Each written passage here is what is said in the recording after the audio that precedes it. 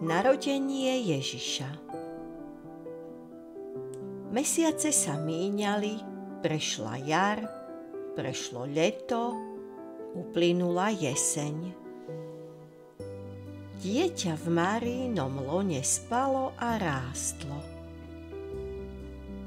Nadišla zima a Máriino telo sa naplnilo a oťaželo. Nastal čas pôrodu. Teraz, keď bolo Júdsko časťou Rímskej ríše, museli Mária s Jozefom dodržiavať rímske zákony. Všetci obyvatelia našich krajín, muži i ženy, musia platiť daň. Prišlo vyhlásenie cisára Augusta. Do nového súpisu ľudu bude zapísaný každý občan, lebo taká je cisárova vôľa. Keď sa kráľ Herodes dopočul o tomto príkaze, vydal nariadenie, aby sa všetci obyvatelia jeho kráľovstva vrátili do svojho rodiska, aby ich mohli zapísať do zoznamu. Keďže Jozef pochádzal z Dávidovho rodu, musel odísť z Nazaretu, kde žil a pracoval, a vrátiť sa do Betlehema, ktorý leží asi 70 míľ smerom na juh. Mária ako jeho manželka musela ísť tiež, hoci každú chvíľu čakala, že zľahne. Obaja sa ta vybrali cez kopce na ulici. Do Betlehema prišli až večer a hľadali si nocľah.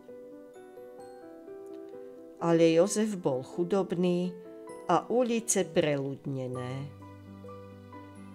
Choďte preč, odháňali ich ľudia. Betlehem je plný prišelcov z okolitých vrchov a údolí, čo sa sem tiež prišli zapísať do zoznamu.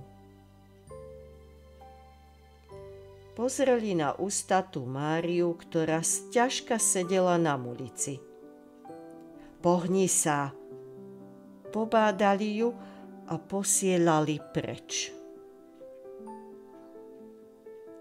Nastala noc. Jozef obkrútil okolo Márie svoj plášť a viedol ju ulicou. Zaklopal na dvere jedného domu. Otvorila žena a vrhla na nich nevľúdny pohľad. Nemáme miesto, odvetila stroho a pred nosom im zatvorila dvere. Mária sklzla z ulice, lebo aj tá už strácala sily, a ďalej kráčali pešo, kým neprišli k hostincu. Lampy svietili v každom okne a miestnosti boli nabité hladnými a smednými hostiami. Vo dvore stáli kone, ťavy a somáre a prežúvali seno. Jozef zaklopal.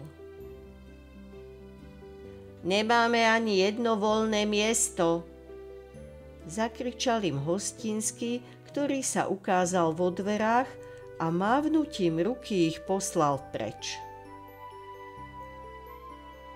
Keď sa pohli, z dvier dopadlo na Máriu svetlo. Vtedy hostinský zbadal, že žena je samodruhá.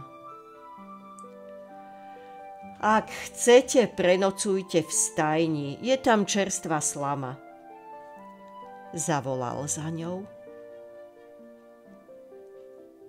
A tak si Mária postlala v príjemne voňajúcom sene a tam pri hoviatku a somárikovi porodila syna.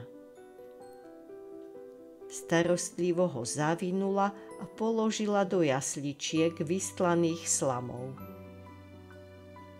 Pomenovala ho Ježiš, čo znamená Boh je spása. Tej noci sa naplnili slová proroka Izajáša. Lebo sa nám narodilo dieťa, nám bol daný syn a vláda bude na jeho pleciach. Jeho meno bude Zázračný, súdiaci, knieža pokoja, všemocný Boh, večný Otec.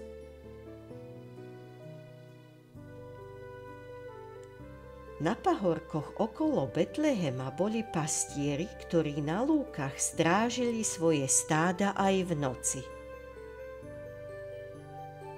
Náhle sa im zjavil anjel a Božia sláva ich ožiarila. Pastieri sa naľakali toľkého svetla. Nebojte sa, chlácholil ich anjel. Zvestujem vám dobrú novinu. Dnes v noci sa v Dávidovom meste Betleheme narodil váš vykupiteľ, Mesiáš a Pán. Volá sa Kristus Pán. Novorodeniatko nájdete v jasličkách. Potom svetlo zosilnelo, jeho jas zalial lúky, ako by bol deň, a obloha sa zaplnila Božími anjelmi. Ich spev sa vznášal ako vietor a letel ponad kopce a údolia. Sláva Bohu na výsostiach a na zemi pokoj ľuďom dobrej vôle. Potom svetlo a spev postupne zanikli a pastieri si povedali: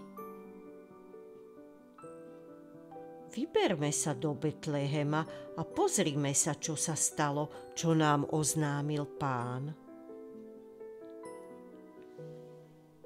Ponáhľali sa do mesta a prišli do stajne, kde odpočívala Mária a Jozef. V jasličkách uvideli spiace dieťa. Pokľakli pred ním a klaňali sa mu.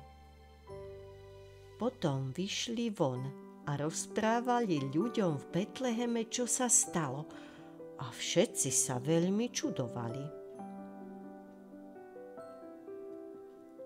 Mária si všetko uchovala v pamäti a často myslievala na onú udalosť, kým Ježiš vyrastal.